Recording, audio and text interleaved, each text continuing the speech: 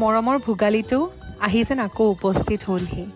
এটা অতিকৈ সুন্দৰ আৰু মনোৰম সময় এইখিনি ভোগালীৰ সময়খিনি।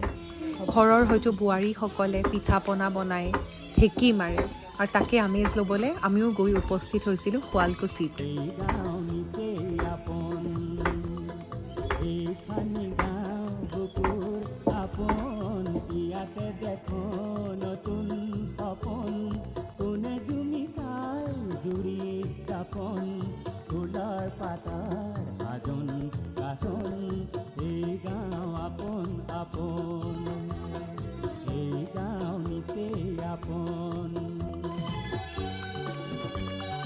হাই মামি,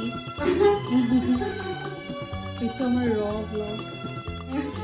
নীলাক্ষীৰ মামাকৰ ঘৰ, এয়া আইতা। আইতা ফাইনেলি এই ভিডিঅ'টো শেষ কৰি এই মাঘৰ বিহুত নীলাক্ষী কোৱা সকলোকে fill in the blanks. Podcast আহি আছে, খুবেই ইণ্টাৰেষ্টিং। তাতে বহুত ধৰণৰ বেলেগ বেলেগ বস্তু দেখা পাব। ডেফিনেটলি চাব, হয়নে আইতা? কৈ দিছোন, চাবা কৈ দি। বিৰাট ভাল লাগিল আইতাৰ লগত আজি।